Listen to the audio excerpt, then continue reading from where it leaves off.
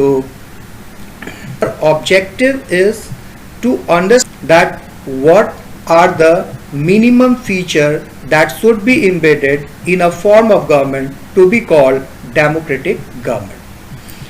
Also, after reading this chapter, we should be able to distinguish between democratic form of government and non-democratic form of government.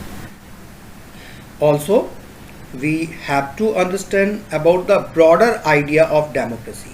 Broader idea of democracy, that means first of all we will try to understand what are the minimum features that should be embedded in a form of government to be called democratic form of government. Also, by reading some of the examples, we already know that democracy had proved that it is best form of government. Democracy already had proved that it is best form of government, and that's why where a certain kind of election occurred, the country started claiming that we are democracy. So that's why we should be in a position after reading this chapter to distinguish between a democratic form of government and non-democratic form of government. Also, we are talking about minimum feature, but later on we will discuss about what are the maximum feature that should be in a democratic form of government. So apart from that minimal democracy, in which a minimum feature of democracy will be embedded, we also will try to understand what are the features of ideal democracy.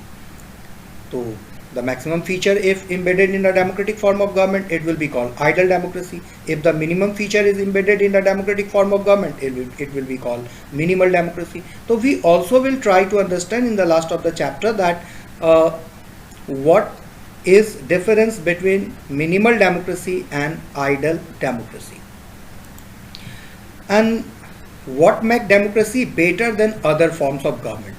So at last we also will evaluate why democracy is considered as best form of government, or at least better than other form of government. So these are the objectives to read this chapter.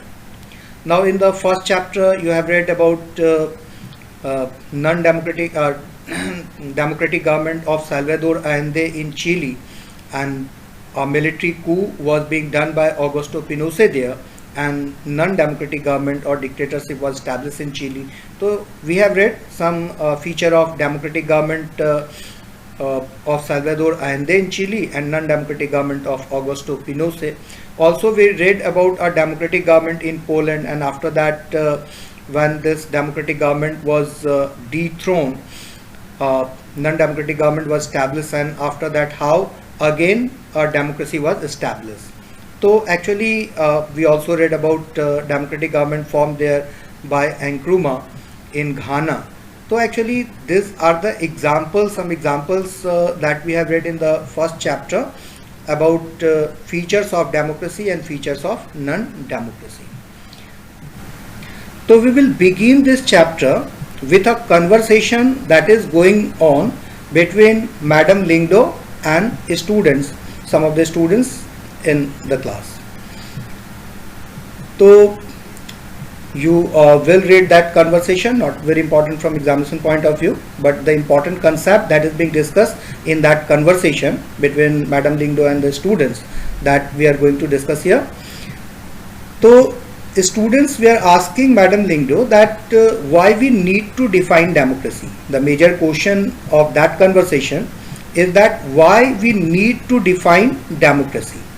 Also some student asked Madam Lyngdoh that we already have read many things about democracy in the first chapter, and now we are trying to define what is democracy. Now we are trying to define democracy. Isn't would have better that first of all we would have read a better definition of democracy, and after that we would have read the features of democracy that we have read in the first chapter. So in nutshell, the main gist of that conversation was why answer of the question why we need to define democracy. When we already have read many things about democracy, but even though we need a proper definition of democracy, so that we will discuss later on. One student also used to say कि democracy a very famous definition of democracy is being given by Abraham Lincoln, and it is popular also and is considered one of the best definition of democracy. Some other people also had defined democracy. So why we need to redefine it?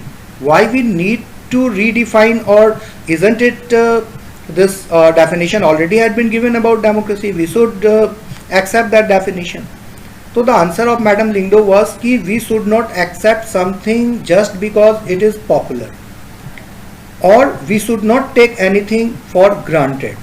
Whatever definition is being given by Abraham Lincoln, so actually it was given during his time. Whether it is relevant nowadays or not, whether this definition of democracy is complete or not, so we need to evaluate. We should not take anything for granted just because it is popular and just because it is being followed by most of the people. That's why we need to analyze. And this sarcastic comment upon democracy is being raised by Munni. So let's see how this sarcastic comment is being done. Here the actual definition of democracy is government of the people, by the people and for the people. Democracy is a form of government of the people, people के लिए है, people के द्वारा है. But how this definition is being utilized here, let's see by Munni. I have heard a different version. Democracy is of the people. OF of, that means democracy is government of the people. लोगों की government है. और of OFF, that means लोगों के लिए नहीं है, not for the people. People by the people.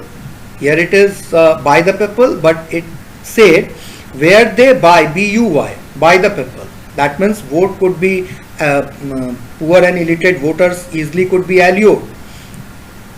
They could buy their votes by alluring them or giving them money or utilization of use amount of money in the election. Election could be rigged. And far from the people, far away from the people. So that means a sarcastic comment is there related to democracy, and this sarcastic comment is because the way democracy functions nowadays, so some inherent defect had been recognized by us in democracy also. So this is a sarcastic comment over democracy related to the inherent defects of democracy at present days. So now first important question of this chapter, it is why do we need to define democracy? So let's see, this form of government, it is acceptable to one and all. Each and every people accept this, that democracy is the best form of government. So that's why wherever some kind of election occurred, the country started claiming that we are democratic. But actually they are not democratic. Some kind of election occurred, they pretend to be democracy. Pretend means dhong karna. So some democracy are actual democracy, but some country pretend to be democracy. As democracy already had proved that it is best form of government, so many countries started claiming where some kind of election occurred that we are democratic.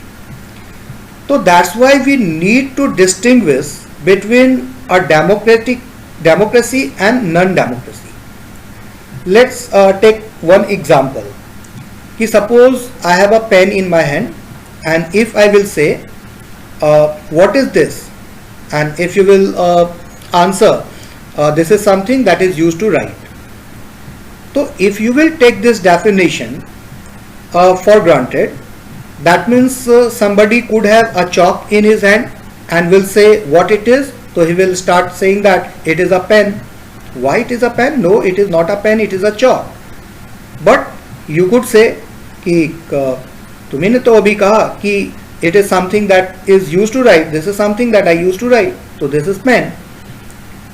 So that's why we need a proper definition of a pen to distinguish it from pen and pencil, pen and chalk. pen and marker. That means from other similar kind of things, if we would like to distinguish it, then we need a proper definition of pen.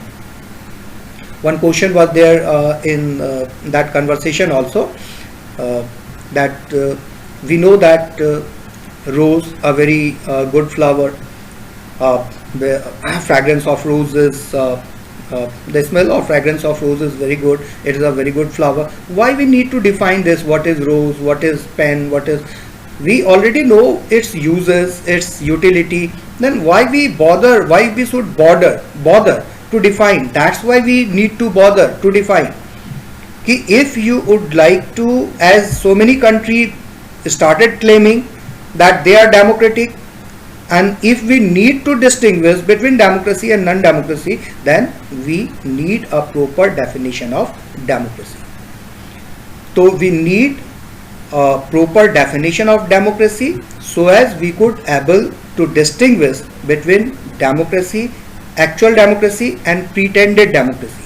जो democracy होने का ढोंग करते हैं और जो actual democracy हैं, उन दोनों में distinguish कैसे करेंगे?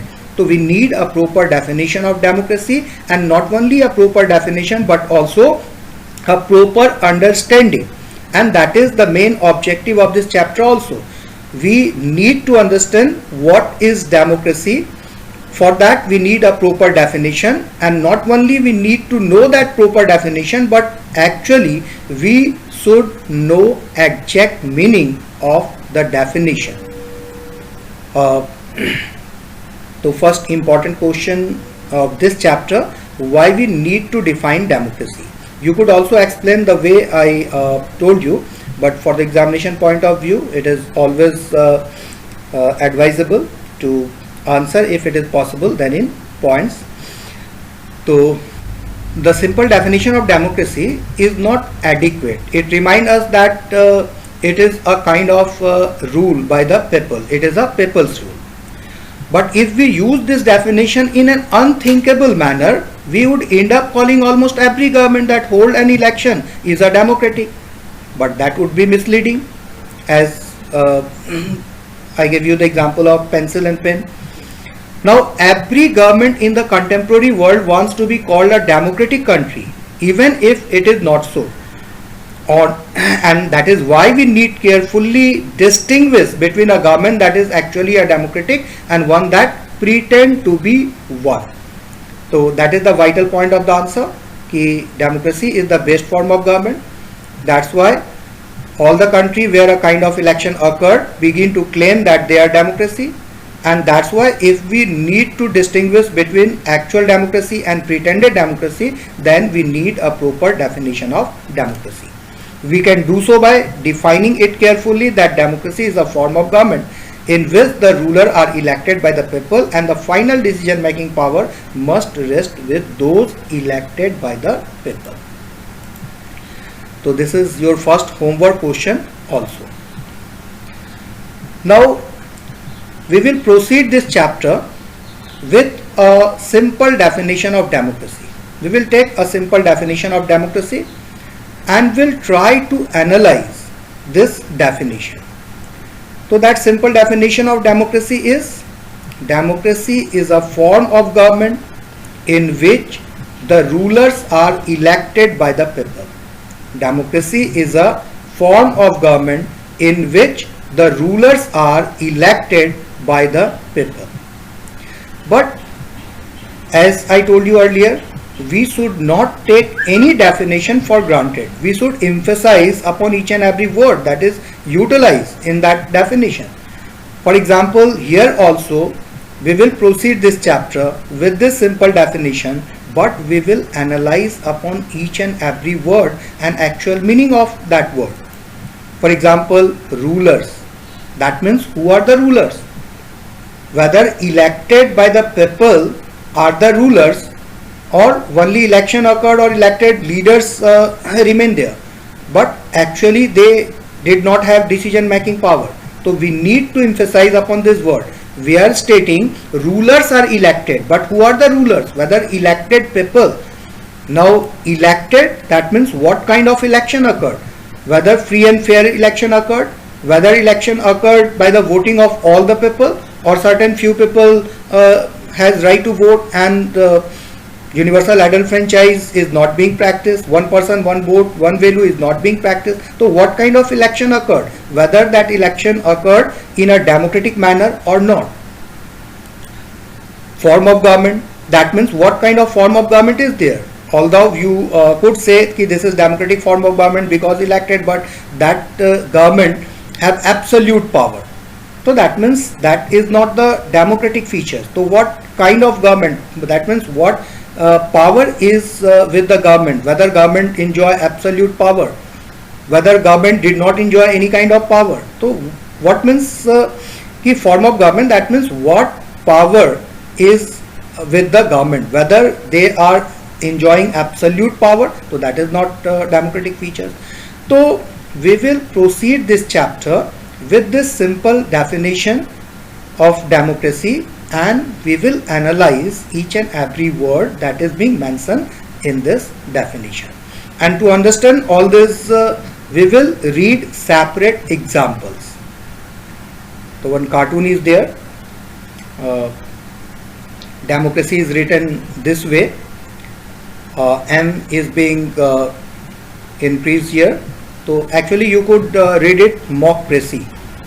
In place of democracy, it seems mockcracy. ये democracy नहीं, democracy के नाम पे एक मजाक है. So this cartoon is made when Saddam Hussein were ruling over Iraq, and USA blame over Iraq, over Saddam Hussein, that it has kept weapon of mass destruction, biological weapons, and for that USA sent their armed forces there in Iraq to find out Saddam Hussain का जो महल था पूरा खोद के उसको नीचे से, मतलब खोजबीन बहुत ज़्यादा किया गया वहाँ, but they did not find any kind of such weapon there. तो after that, even United Nation during that time, Kofi Annan was the president of United Nation, and used to say that there is no need to invade over Iraq, even though America invade over Iraq. Finally, after that war, Saddam Hussein was imprisoned, and later on he was executed. After that, US Army hold election there in Iraq for establishment of democracy. So Saddam Hussein was a dictator in Iraq, and on the name of establishing democracy in Iraq, US invade over Iraq. So whether such kind of democracy could be considered as democracy, because US want such kind of government there in Iraq that could act as a puppet of US. So whether such kind of democracy could be considered democracy, and that's why the cartoon state here, this is not democracy, this is mockcracy. Democracy के नाम पे ये एक मजाक है. So that means some media was in favor of US invasion over Iraq, but most part of the world were against that invasion of US upon Iraq, and were considered as immoral. So 2.2 features of democracy, and whatever terms that is being utilized in that definition, we need to emphasize upon rulers, that means who are the rulers, election, that means what kind of election occurred, who are the people who can elect the ruler, and what kind of form of government is there, that means what kind of power is being enjoyed by the government.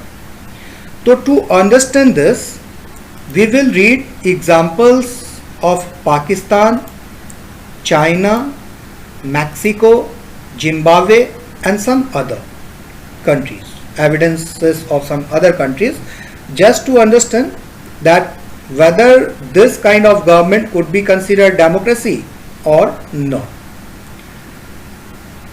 So we are going to analyze it one by one. We will begin from army coup military dictatorship that was established by Parvez Musharraf in Pakistan. So after that we will read examples of China, Mexico, Zimbabwe also. So we will begin from the incident that why Pakistan under General Parvez Musharraf can't be called democracy. So this is second broad and important question of this chapter, that why Pakistan under General Parvez Musharraf can't be called democracy. So we are going to discuss that in the next video. That's all.